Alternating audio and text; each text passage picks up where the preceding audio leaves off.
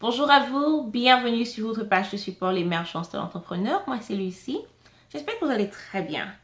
Moi je dirais très bien plutôt. Et je suis contente d'être là avec vous aujourd'hui parce que nous avons commencé un sujet sur une discussion sur l'argent la semaine dernière. Et pour vous dire vrai, ça m'a pris un tout petit peu plus de temps que prévu pour préparer la suite parce que je voulais me rassurer d'une chose très importante. Et ça, c'est le désir de mon cœur. C'est que les informations que je partage avec vous doivent être précises, elles doivent être vraies. Ok? Alors, il y a certains principes de liberté financière qui ne dépendent pas de la race, qui ne dépendent pas du milieu dans lequel on vit, de la culture, de l'origine. Ça ne dépend pas de ça parce que les lois sont les lois, ok? Maintenant, ça c'est le plus important pour moi, c'est que les informations soient, comme on dit en anglais, accurate, pour vous qui comprenez un tout petit peu. Mais il y a un autre truc, c'est que les connaissances que j'ai, je les traduis de l'anglais au français. C'est vrai que je suis d'origine francophone, c'est vrai. Mais tout ce que j'ai appris en anglais. Et je travaille en anglais, j'enseigne aux autres en anglais, je coach en anglais, je mentor en anglais. Alors, ça veut dire que quand je passe de l'anglais au français, si on ne fait pas attention à des choses qui peuvent être perdues dans la traduction, n'est-ce pas? Maintenant, je voudrais attirer votre attention là-dessus parce que vous allez peut-être remarquer que parfois je prends des exemples. Ça peut arriver. Je fais des efforts de prendre des exemples qui sont très bien et facilement être compris dans le milieu francophone, que ce soit en Europe ou bien en Afrique. Mais en même temps, parfois vous allez entendre des exemples qui viennent purement du système américain. Mais j'aimerais vraiment insister sur un point. Vous et moi, il y a des choses qu'on peut utiliser comme excuse. On peut se dire, ok, bon, moi je suis, les choses dont elle parle ne peuvent pas s'appliquer à moi parce que je vis aux États-Unis, je vis en Europe, je vis en Asie, je vis en Amérique latine. Pour certaines personnes qui me suivent, qui sont francophones depuis l'Amérique latine, j'en ai vu certains, ou bien encore qui viennent en Afrique. Mais on peut utiliser cette excuse parce que pour certaines choses ça va marcher. Mais franchement, il y a des choses qui ne vont pas marcher parce que, comme je l'ai dit, les principes et les lois de la liberté financière dans le monde, il y a des choses qui sont universelles. Il y a des lois qui sont universelles, on ne peut pas les changer. Et c'est justement, je me rassure de me battre pour qu'on puisse avoir toute cette idée et que je puisse traduire, que je puisse vous apporter des informations qui sont purement celle des lois universelles. Aujourd'hui, on va parler de la définition de l'argent. Mais c'est quoi l'argent en réalité? Alors ça, c'est une chose. Et puis, on va parler de la raison pour laquelle certaines personnes font un peu plus d'argent que d'autres. Ok, je suis sûre que vous êtes posé la question déjà. Surtout que parfois, vous avez vu des personnes qui font pratiquement la même profession, qui ont le même genre d'affaires, mais certaines personnes font plus d'argent que d'autres. Et aussi, il y a une autre chose que j'aimerais vous expliquer, c'est ce concept psychologique que les gens ont par rapport à l'argent qui les freine. Ok? On en a parlé un tout petit peu la semaine dernière déjà dans la première partie. Et pendant qu'on y est, je voudrais déjà vous mentionner ceci. Si c'est la toute première fois que vous arrivez sur notre page de développement personnel pour entrepreneurs, alors je vous souhaite la bienvenue déjà. Mais s'il vous plaît, ce sujet est très important et je souhaiterais que vous repartiez un peu en arrière et vous regardez la première vidéo d'abord parce que sinon vous aurez franchement un tout petit peu de mal à comprendre cette partie parce que la première partie était une introduction à celle-ci. Ok? Alors, c'est quoi l'argent en réalité? Chaque fois que je pose cette question aux gens, ils me disent automatiquement c'est ça. Ok? Ou ils me présentent des cartes de crédit, ok, alors des trucs comme ça. Mais non, c'est pas ça l'argent. Ça, en réalité, c'est pas de l'argent. Ça, vous avez regardé, c'est rien, c'est juste, j'ai pris quelques petits billets, c'est juste, quel que soit le pays, quelle que soit la monnaie que vous avez dans votre pays, ça c'est du papier, ok? Ça c'est la représentation d'une certaine valeur financière. Ce n'est pas de l'argent ça, ok? Et ça, de l'autre côté, c'est une carte de crédit qui en réalité n'a aucune valeur. En réalité, n'a aucune valeur. Ça veut dire que si je la perds tout de suite, mais je peux la découper tout de suite, ça ne change rien. Je peux appeler ma banque tout simplement et puis on me refait une autre carte. Ok? Ça ne représente rien du tout. Mais ça, par contre, comme je disais, ça représente quelque chose. Et c'est ce quelque chose-là que je vais vous expliquer aujourd'hui. Ok? Avant que ce papier-ci arrive et naisse, les êtres humains échangeaient des vivres, ils échangeaient des produits, ils échangeaient des animaux. Ça, c'est à l'époque, avant la civilisation, à très très longtemps. Tous les êtres humains ont commencé comme ça. Et ils échangeaient des biens qu'ils avaient pour pouvoir se procurer ce qu'ils n'avaient pas. N'est-ce pas? Ça, on le sait tous. Maintenant, à un moment donné, ce qui s'est passé, c'est que il y a des personnes qui avaient besoin d'une certaine chose et d'autres personnes n'avaient pas besoin de la chose. Imaginez un seul instant que ça c'est un livre, ok? Moi j'ai un livre et je veux l'échanger contre le porte-monnaie, ok? Vous avez le porte-monnaie et moi j'ai le livre. Maintenant, je veux le porte-monnaie mais vous n'avez pas besoin de porte-monnaie. Vous avez besoin de quelque chose d'autre que j'ai pas. Alors ça fait que on ne peut pas avoir d'échange direct. Et pour cette raison, ça devenait compliqué, n'est-ce pas? Et parce que les échanges entre humains devenaient compliqués, pour pouvoir aider, pour pouvoir faciliter la vie à tout le monde, l'être humain a pensé qu'il fallait créer une monnaie. Okay? C'était des pièces, c'était en pierre, je crois. Je ne sais pas trop exactement comment ça a commencé. Mais ce qui s'est passé, c'est qu'à un moment donné, les pièces de monnaie ont commencé à être trop lourdes. Parce que vous savez, au fur et à mesure que le temps passe, il y a des choses de valeur qui sont créées, de certaines grandes valeurs qui sont créées. Et parce qu'il y avait des choses de valeur qui étaient créées, la monnaie seule en pièces devenait insuffisante.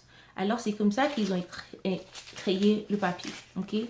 Ils ont dû faire le papier parce que pour représenter une certaine valeur financière. Et c'était bien, ça marchait, c'était très bien. Parce que c'est plus léger, on peut échanger facilement d'une personne à une autre. Pour acheter quelque chose, on échange. Et on prend quelque chose d'autre en échange, on prend quelque chose, n'est-ce pas? Mais malheureusement, ça n'a pas forcément marché non plus. Parce que ce soit les pièces ou ces billets de papier, là, ça ne peut marcher que si des personnes sont en contact physique, n'est-ce pas? Si vous êtes en face de moi, on peut échanger ça. C'est la raison pour laquelle ils sont allés au niveau électronique. Et le niveau électronique, ça permet que on peut changer de l'argent, encore, vous avez remarqué, changer de l'argent. Cette valeur, cette chose qui est invisible en réalité. On peut échanger cette valeur, ce truc-là qui est invisible, d'une banque à une autre, d'un pays à un autre, d'une personne à une autre, s'ils ne sont pas physiquement au même endroit. N'est-ce pas? Alors, maintenant que vous avez compris que l'argent, c'est pas ce truc-là, qu'est-ce que c'est exactement? Je vais vous expliquer. J'ai pu trouver en fait des définitions très simples pour vous et j'espère que vous allez bien comprendre. Je l'ai déjà dit, l'argent c'est un moyen d'échange, ok?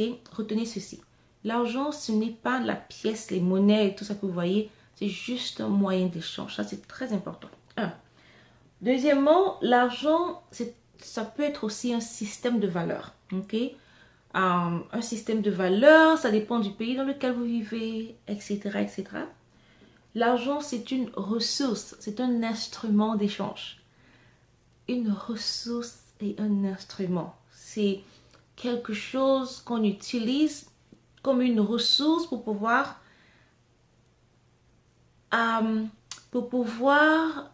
atteindre nos objectifs. Ok? Maintenant, sachez que l'argent vous donne des choix et des options. Ok?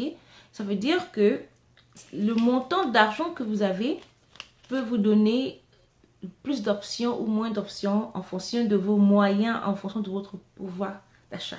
Ok? Il y a une autre chose aussi que vous devrez comprendre, c'est que parce que l'argent n'est pas quelque chose de physique, c'est une idée. Ok? Si vous n'avez jamais entendu ceci aujourd'hui, il faudrait que vous compreniez. Ça, c'est le plus important. Ça, c'est la partie la plus importante de ce qu'on a dit. Et tout ce qu'on va dire de tout là, c'est la plus importante. L'argent est une idée très puissante. C'est une forme d'énergie qui est abondante. Elle est partout. Elle est infinie. Est-ce que vous comprenez ça? je vais répéter. Il faudrait que vous prêtiez attention. L'argent est une idée. L'argent est une forme d'énergie. Ce n'est que de l'énergie. C'est une énergie qui est abondante. Elle abonde, elle est partout dans tout l'univers. Les gens qui disent, oh, il n'y a pas d'argent, il n'y a pas d'argent, il n'y a pas d'argent, il y a un manque d'argent. Non, il y a l'argent partout. Il y a de l'argent partout dans l'univers entier. Maintenant, vous allez me dire, mais attends, mais s'il y a de l'argent partout dans l'univers, mais pourquoi est-ce que je n'en ai pas? On en arrive, ok? Prêtez attention. Si vous avez remarqué, c'est que dans la première partie de notre discussion, je me suis rassurée que je vous donne une certaine, que je vous apporte des idées sur comment transformer votre façon de penser et votre relation avec l'argent. Parce que pour ceux qui pensent tout simplement que l'argent c'est quelque chose de négatif et c'est quelque chose de, c'est le diable ou bien c'est quelque chose qui est là juste pour créer le malheur, malheureusement, ils ne comprennent pas pourquoi est-ce qu'ils n'en ont pas, mais parce qu'ils considèrent l'argent comme quelque chose de négatif. Mais si vous considérez quelque chose, si l'argent c'est quelque chose de négatif, sachez que vous n'en voudrez pas dans votre vie, je suis désolée. Même si vous pensez que vous en voulez, en réalité votre subconscient n'en veut pas, parce que votre subconscient vous rappelle tout le temps que c'est pas bien. Donc chaque fois que vous allez faire, vous pensez faire des choses bien, mais c'est pas bon pour vous. Et parce que votre subconscient vous rappelle tout le temps que c'est quelque chose de mauvais, il va se rassurer que vous ne puissiez pas en avoir assez. Ok? C'est l'exemple pour laquelle si vous avez regardé cette vidéo, et encore, je vais le dire s'il vous plaît, si vous n'avez pas regardé, c'est la raison pour laquelle vous devez arrêter, faire pause maintenant s'il vous plaît, allez regarder d'abord. Parce que sinon, vous n'allez pas comprendre ceci. Ok? C'est la raison pour laquelle je disais, si vous avez une certaine idée négative par rapport à l'argent ne viendra jamais vers vous. Jamais. Ok? Maintenant que oui, on est sur la même longueur d'onde et on est d'accord que l'argent c'est juste une forme d'échange, une source d'énergie et que on sait tous qu'il y en a partout dans le monde entier et que c'est infini et que c'est en abondance. Alors, la première chose que je vais vous enseigner, c'est comment recevoir de l'argent. Ok? Comment est-ce que vous recevez l'argent? Premièrement, il est important de savoir que votre boss ne vous paye pas. Non. Votre patron ne vous paye pas. Votre entreprise pour laquelle vous travaillez ne vous paye pas. Votre business ne vous paye même pas. Seriously. Ça paraît bizarre, mais il faut que vous compreniez ça. Enlevez de votre esprit que c'est votre boss qui vous paye, que c'est votre entreprise qui vous paye, que c'est votre compagnie qui vous paye, parce que c'est pas vrai. Voici comment est-ce que vous êtes payé. Vous êtes payé en proportion directe avec la valeur que vous, en tant qu'individu, vous apportez sur la place du marché. Okay? Je vais répéter ça. Vous êtes payé en proportion directe. C'est-à-dire que votre valeur, c'est votre valeur personnelle en tant qu'individu, en tant qu'être humain. Qu'est-ce que vous apportez de valeur? Quelle est votre valeur? C'est votre valeur personnelle qui vous donne l'argent. Ok? C'est ça qui détermine comment est-ce que vous êtes payé et combien vous recevez. C'est votre valeur en tant qu'humain. Maintenant, attention, il y a quelque chose qui va clocher ici. Je voudrais souligner que tous les êtres humains sont égaux. Ok? Devant Dieu, tous les êtres humains sont égaux. Quand je parle de votre valeur ici, je suis en train de parler de ce que vous apportez à la société, ce que vous apportez à ce monde, votre contribution. Qu'est-ce que vous apportez sur la table? En anglais, on dit « What are you bringing to the table ?» Donc, je ne sais pas si vous allez comprendre. Qu'est-ce que vous apportez? Quelle est votre contribution? C'est ça, c'est cette valeur. Voilà, c'est la valeur de votre contribution qui vous paye. Aussi simple que ça. Maintenant, il y a un petit piège parce que si c'est votre valeur en tant qu'individu sur la place du marché qui vous paye, ça veut dire que plus vous êtes rare et plus vous pouvez fixer votre prix, ou encore plus le marché fixera votre valeur et augmentera votre valeur. Vous comprenez ça, n'est-ce pas? Ok, je vais vous expliquer comment est-ce que vous pouvez modifier les caractéristiques qui déterminent votre salaire en tant qu'être humain. Ok? Il y a la connaissance que vous apportez, ok? Votre connaissance en la matière, en n'importe quoi, tout ce que vous faites, ok? Il y a l'expérience que vous apportez, il y a votre aptitude à bien faire le boulot que vous faites et aussi votre compétence. Il y a ce qu'on appelle la loi de la compensation. La loi de la compensation financière, elle définit des choses. Et vous savez, hein, comme j'ai dit, ça ce sont des lois universelles et ça dépend franchement pas de où vous vivez. Il y a trois choses très importantes qui vont jouer sur votre salaire, ok?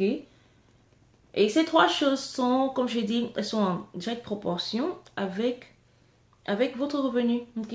La première des choses, c'est le besoin de ce que vous apportez à votre société. Quand je dis le besoin de ce que vous apportez, je voudrais parler de est-ce que ce que vous faites est utile ou pas. Ok, ça c'est la première chose. La deuxième chose, c'est votre habilité à faire votre travail. Par exemple, est-ce que vous faites du bon boulot? Est-ce que vous êtes compétent? Alors, si je dois comparer votre compétence avec la compétence de quelqu'un d'autre, est-ce que vous êtes compétent? Est-ce que vous êtes meilleur que votre compétition, par exemple? Ok? Ça, c'est important. Ça, c'est le point numéro 2. Et le point numéro 3, c'est la difficulté à vous remplacer. Ok? Et ce que je veux dire par là, c'est si, par exemple, votre entreprise ferme les portes, décide de fermer les portes aujourd'hui, combien de personnes vont souffrir de votre absence sur le marché? Combien de personnes vont vraiment souffrir et auront du mal à continuer de vivre pratiquement parce que vous n'êtes plus là? Combien de clients vont se dire « Waouh, j'aurais souhaité qu'ils soient encore là. » Ok? C'est ça que j'appelle la difficulté à vous remplacer. Ok? Maintenant, voici ce que vous devrez comprendre. Je vais vous donner 3 points, n'est-ce pas? J'ai donné, le premier point, c'était le besoin de ce que vous apportez. Le deuxième, c'était votre habilité à faire ce que vous faites. Ok? Ce qui veut dire votre compétence. Le troisième point, c'était la difficulté à vous remplacer. Est-ce que vous savez que quand il s'agit du besoin que vous apportez, je ne pense pas que vous devriez vous inquiéter par rapport à ça. Pourquoi? Parce que il y a tellement de gens sur cette terre, les besoins se font sentir à tous les niveaux. Alors, on va considérer que ce que vous apportez à la population, c'est d'office, c'est important. Mettons ça de côté. Ça, c'est un acquis. Ok? Maintenant, le plus important, ce sur quoi vous devez vous focaliser, c'est votre habilité à faire votre travail. C'est votre compétence comparée à votre compétition. C'est ce que vous faites, comment est-ce que vous le faites. Est-ce que vous le faites tellement bien qu'il y a des gens qui disent « Oh wow, je préfère aller acheter chez telle personne au lieu d'aller acheter chez telle personne juste parce que le travail est mieux fait. » C'est exactement ce que je suis en train de dire. Le premier point, ça va. Mais si vous prenez soin du deuxième point, le point numéro 2, le reste suivra. Je vais vous donner quelques exemples.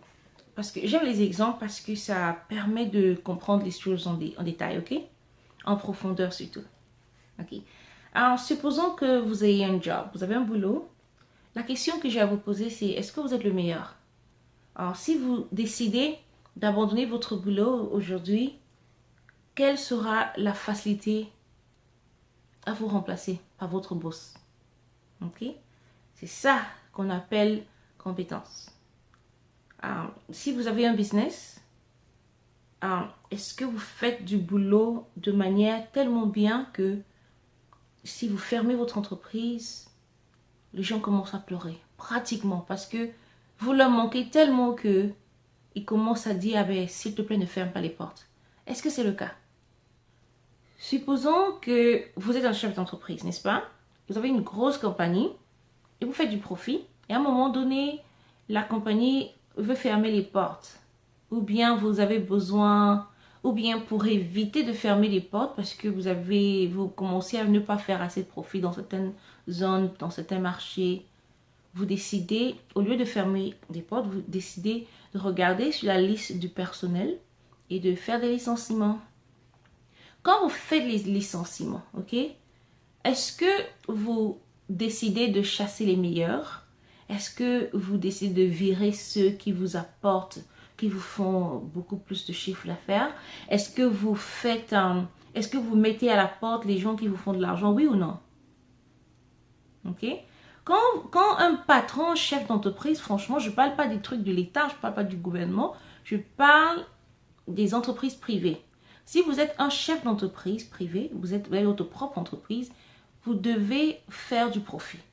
Et si vous êtes à un niveau où vous avez besoin de réfléchir et savoir qui doit partir, qui doit rester, je vous promets que vous allez penser aux personnes qui ne font pas bien leur travail, les personnes qui sont en retard, les personnes qui ne font pas bien le travail, en réalité, les personnes les moins compétentes, parce que votre objectif, c'est de faire renaître la société, n'est-ce pas? Parlons de quelque chose aussi simple que les recrutements.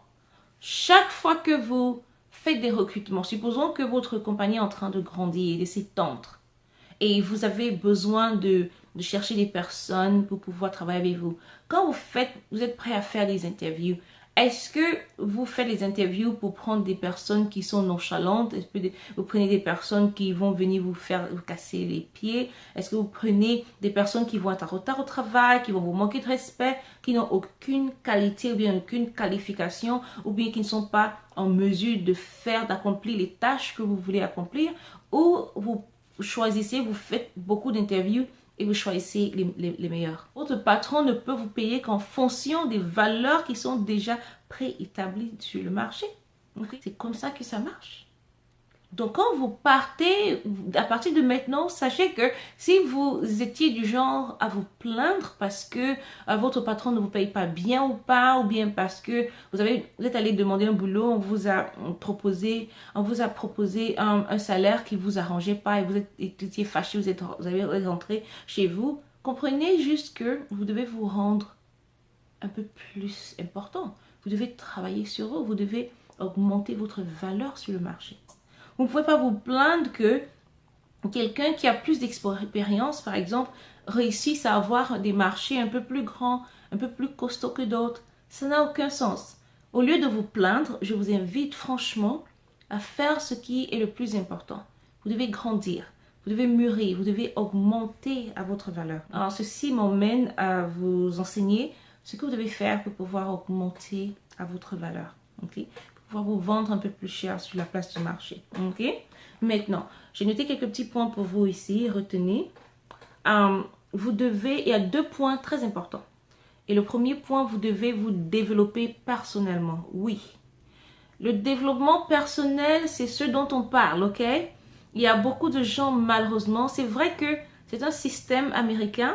Et si vous avez remarqué, les Américains sont très en avance quand il s'agit du développement personnel.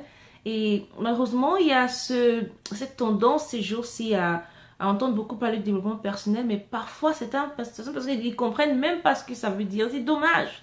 C'est dommage. C'est une très bonne chose. C'est une très bonne chose. Je suis vraiment contente de voir que de plus en plus dans la francophonie, les gens y pensent parce que c'était quelque chose qui manquait vraiment.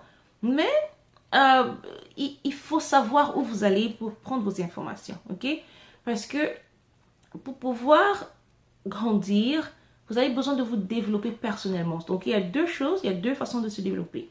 Il y a votre développement personnel et il y a votre développement professionnel. Ok? Je vais vous expliquer un tout petit peu ce que c'est la différence. Parce que si vous ne comprenez pas bien la différence, vous allez être confus et vous n'allez pas pouvoir avancer dans vos affaires et faire l'argent que vous avez besoin de faire. Maintenant, quand je parle du développement personnel, je parle du développement de votre personne en tant qu'individu, en tant qu'être humain. Je parle de votre caractère, vos émotions. Je parle du contrôle de soi, ok? le contrôle de votre personne, comment est-ce que vous vous comportez en public, comment est-ce que vous vous comportez avec les autres, les êtres humains avec vous. Je parle de, est-ce que vous avez ce qu'on appelle les skills, les compétences humaines. Est-ce que vous êtes quelqu'un de patient? Est-ce que vous avez ces qualités humaines qui vous donnent un peu de l'avance sur les autres? Okay, c'est ça que vous devez avoir. Est-ce que vous avez, par exemple, il y a des gens qui sont un peu plus gentils que d'autres, il y a des gens qui sont un peu plus patients que d'autres, il y en a qui ont une attitude très positive, quelles que soient les situations qu'ils rencontrent dans leur vie. Il y a ce développement mental positif qu'ils ont et qu'ils continuent de développer parce que c'est quelque chose qu'on doit faire pratiquement tous les jours, sinon on va en arrière, ok? Le succès, si vous vous rappelez, je vous ai enseigné ça la dernière fois, c'est quelque chose de progressif, c'est quelque chose c'est un progrès. Vous ne pouvez pas atteindre le succès, le saisir et ne plus le perdre. Non, vous pouvez vous battre. Même quand vous faites du sport, vous pouvez décider de perdre par exemple 20 kg et après avoir perdu les 20 kg, si vous recommencez à rentrer dans les mêmes habitudes que vous aviez avant, qu'est-ce que vous allez faire? Vous allez reprendre les kilos.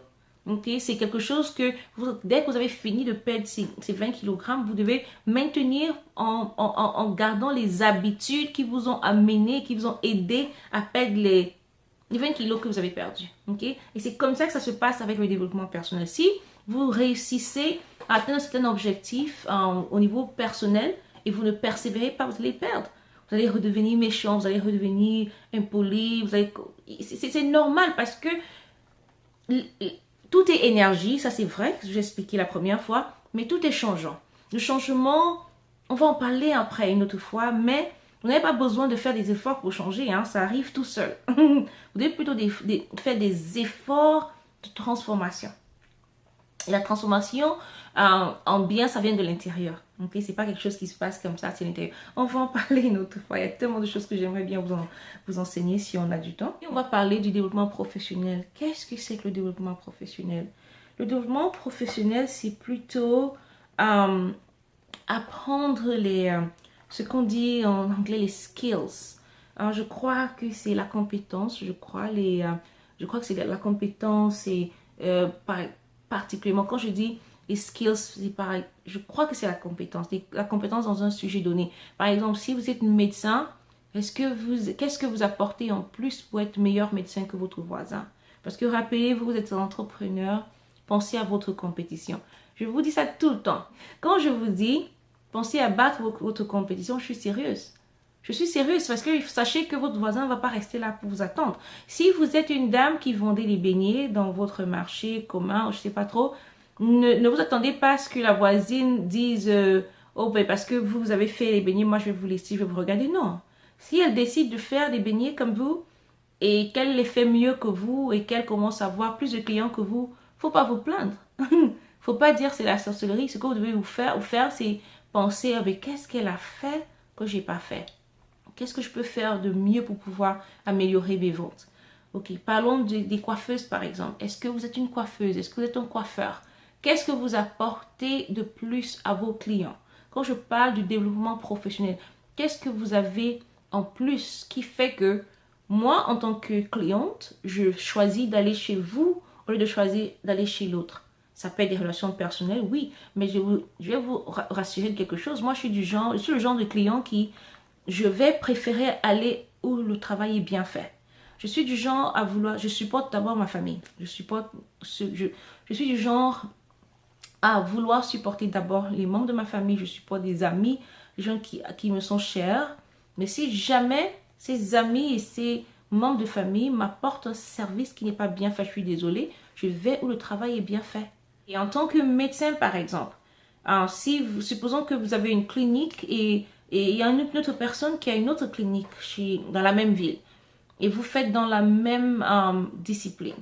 Quel est le niveau de développement professionnel que vous voulez apporter, que vous voulez avoir, qui fera que, au lieu de venir me soigner dans votre clinique, dans la clinique du voisin, que je passe chez vous? C'est ça que j'appelle le développement professionnel. Vous devez comprendre que les deux facteurs qui vont déterminer l'augmentation de votre salaire, l'augmentation de votre paye, ce sera ces deux choses-là. Votre développement personnel en tant qu'être humain, en tant qu'individu, et votre développement professionnel en fonction de la discipline dans laquelle vous êtes, en fonction de la discipline et en fonction de votre profession, en fonction de vos ventes, en fonction de tout ce que vous faites de particulier. Avant de conclure cette vidéo, j'aimerais attirer votre attention sur votre perception de l'argent. Ok? Je vais revenir dessus un tout petit peu pour que ce soit clair et on va conclure. L'argent n'a rien de mauvais, ok? L'argent n'a rien de mauvais. C'est vrai qu'il y a beaucoup de personnes qui sont réticentes quand il s'agit d'argent. Ils ne veulent pas parler parce que, comme on dit, la culture dans laquelle on a grandi, ce que vos parents vous ont enseigné, ce que la société dans laquelle vous vivez vous a enseigné. Moi, par exemple, j'ai aucun problème de parler d'argent parce que l'Amérique, c'est un pays de capitalisme. On parle d'argent tout le temps et on s'en fout. On va bien, ok? Par contre, j'ai des amis en Europe qui m'ont dit, ah ben Lucie, quand tu parles d'argent, ici les gens se sentent un peu mal. Mais bon, je sais pas trop. Je sais pas trop comment ça marche. Mais c'est dommage. Franchement, c'est dommage et c'est triste. Parce que, je trouve que c'est triste parce que penser que l'argent est quelque chose de négatif, c'est ça qui vous bloque. L'argent n'a rien de négatif. Mais c'est plutôt le fait qu'il soit dans de mauvaises mains. Écoutez, pour que l'argent puisse accomplir quelque chose de positif, il faut qu'il tombe dans de bonnes mains. Et pour que l'argent puisse accomplir et réaliser quelque chose de négatif, il faut que l'argent tombe dans de mauvaises mains. L'argent est neutre. L'argent, c'est quelque chose de neutre. C'est un instrument qui ne connaît pas qui vous êtes. Alors, ce que l'argent va faire, c'est que si vous avez un mauvais cœur et vous avez des intentions négatives, vous avez des intentions mauvaises, forcément, vous allez utiliser l'argent dans le mauvais sens. Mais si vous êtes quelqu'un de bien, vous avez un cœur gentil, vous êtes bien, alors je ne vois pas pourquoi est-ce que vous allez utiliser votre argent pour faire quelque chose de mauvais. C'est à vous de décider. C'est à vous de décider en fonction de vos intentions. C'est à vous de décider en fonction de votre cœur ce que vous allez en faire. Si vous voulez utiliser l'argent pour détruire les autres, l'argent va avoir justement cette connotation négative. Donc si vous voulez utiliser l'argent pour bénir les autres, et pourquoi pas, l'argent va être une bénédiction. Et non seulement ça va être une bénédiction pour les autres, mais ce sera une bénédiction pour vous. Avant de terminer, j'aimerais m'adresser aux croyants. Je veux m'adresser aux chrétiens particulièrement. Vous savez, il y a un passage de la Bible qui dit que l'amour de l'argent, c'est la racine de tous les maux. Je vais répéter ceci, ok? L'amour de l'argent est la racine de tous les maux. Malheureusement, il y a des gens qui comprennent ce message très mal et ils pensent que la Bible a dit que l'argent est la racine de tous les maux. Mais non, c'est faux. C'est l'amour de l'argent qui est la racine de tous les maux. Et si vous voulez savoir où j'ai pris le passage, c'est 1 Timothée 6, ok? Si vous pouvez partir et comprendre tout le passage. Et je tiens à mentionner ceci parce que malheureusement, je connais des chrétiens qui ont du mal à pouvoir grandir, qui ont du mal à pouvoir mûrir, qui ont du mal psychologiquement à pouvoir s'ouvrir. Ils travaillent très dur, mais ils sont psychologiquement bloqués par ce passage parce qu'ils n'ont pas compris ce que ça voulait dire. La réalité, c'est que c'est votre droit le plus absolu d'être riche. Hein? Écoutez, c'est votre droit. Vous avez le droit d'être riche. Vous avez le droit. Écoutez, il n'y a pas un être humain qui a plus de droit d'être riche que vous. Non. J'aimerais arrêter à ce niveau, mais j'ai pas envie de partir sans vous rassurer un tout petit peu. Ne laissez jamais qui que ce soit vous donner l'impression que vous n'avez pas droit à l'argent. Ne laissez jamais à qui que ce soit l'autorisation de vous faire croire, de vous faire ressentir cette culpabilité par rapport à l'argent que vous avez travaillé nuit et jour, vous avez gagné à la sueur de votre front. Ça n'a aucun sens. Je ne vous demande pas d'être orgueilleux. Non, ce n'est pas ce que je dis. Mais ce que je dis, c'est que ne vous sentez pas coupable. Ne vous sentez pas mal parce que vous bossez dur. Ne vous sentez pas mal parce que vous travaillez à la sueur de votre front pour pouvoir soutenir vos parents, soutenir votre église, vous occuper de vos enfants, vous occuper de votre vie. Et même encore, et même si vous travaillez dur juste pour pouvoir avoir une vie un peu plus décente, c'est valable, c'est tout. Est-ce que vous savez que vous n'avez pas besoin forcément d'avoir des enfants pour pouvoir rêver, de pouvoir vous battre et tout ça? Non. le désir ardent de réussir dans votre cœur n'a pas forcément besoin d'être en relation avec un parent, aider une famille, machin. Ça peut juste ça peut être aussi simple que, écoutez, j'en ai marre de travailler pour quelqu'un d'autre. J'en ai marre de ne pas avoir le temps de pouvoir faire ce que je veux faire pour moi-même. J'en ai marre de ne pas pouvoir avoir le temps de me reposer quand je veux, comme je veux. J'en ai marre du fait que les gens ne me respectent même pas parce que je vis dans ce milieu ou pas. J'en ai marre du fait que j'arrive même pas à pouvoir m'acheter les vêtements dont j'ai besoin, ou bien pouvoir m'offrir une maison, ou bien des vêtements aussi simple que ça. Et s'il vous plaît, vous n'avez pas d'explication à donner à qui que ce soit. Vous êtes un être humain à part entière et vous avez des droits, vous avez des devoirs bien sûr, vous avez des droits aussi. Et être libre financièrement, être riche aussi, c'est votre droit le plus absolu. Et il faut que vous sachiez cela. Être en paix quand il s'agit des finances, c'est votre droit le plus absolu. Et ne donnez à personne la permission de vous faire croire que vous n'avez pas le droit d'être à l'aise financièrement. Ça n'a aucun sens. Et vous n'avez pas besoin d'aller discuter avec eux, vous n'avez pas besoin d'aller vous bagarrer contre les gens, mais ne laissez jamais leurs pensées négatives, leur influence négative, leur moquerie, toutes ces histoires-là. Ne laissez pas ça vous abattre. Parce que vous avez de la valeur, s'il vous plaît. Sachez cela. Vous avez de la valeur. Et parce que vous avez de la valeur, vous avez le droit d'être riche. Vous avez le droit d'être heureux. Vous avez le droit d'être content. Vous avez le droit de vous offrir ce que le désir de votre cœur est. Ok? C'est tellement important. Écoutez, oh, ça devient émotionnel. Vous savez, j'ai horreur. J'ai horreur de voir les gens profiter des autres. J'ai horreur de voir les gens donner des enseignements un peu erronés pour profiter des vies des gens. J'ai horreur de ça. Et si Dieu me prête vie, il y a de grandes choses qu'on va faire ensemble. Ça, il n'y a pas de doute. Malheureusement, on n'a pas assez de temps. Je fais ceci une seule fois par semaine parce que j'ai pas beaucoup de temps. Je dois faire autre chose. Je dois m'occuper de mon mari, je dois m'occuper de mes enfants. Je dois pouvoir vivre, ok? Mais je verrai. Ceci dit, merci infiniment. J'espère que ça va vous faire beaucoup de bien. J'espère que ça vous a aidé. J'espère que vous avez compris parce que c'est important. Partagez cette vidéo avec d'autres personnes. Écoutez plusieurs fois. Alors, si vous avez des questions, s'il vous plaît, n'oubliez pas de les mentionner en dessous de cette vidéo. On va parler d'autres choses la semaine prochaine, dès que j'ai une minute à consacrer. Et avant de partir, j'aimerais vous dire, si vous avez accès à ce livre, ça s'appelle Think and Grow Rich. Je ne sais pas comment ça s'appelle en français, désolée. Ok, que je vous montre ça. Vous avez vu?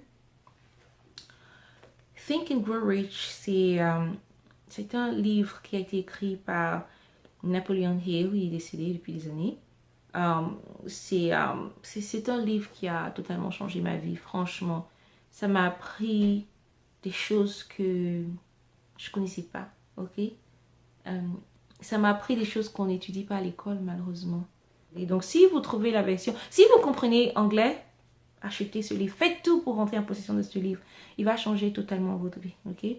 Mais si vous ne parlez pas anglais, je ne sais pas, je sais pas comment ça s'appelle, mais si parmi vous qui regardez cette vidéo, si vous connaissez comment ça s'appelle en français, s'il vous plaît, postez-le en dessous pour que les autres en profitent. Ceci dit, merci infiniment d'avoir été avec moi une fois de plus.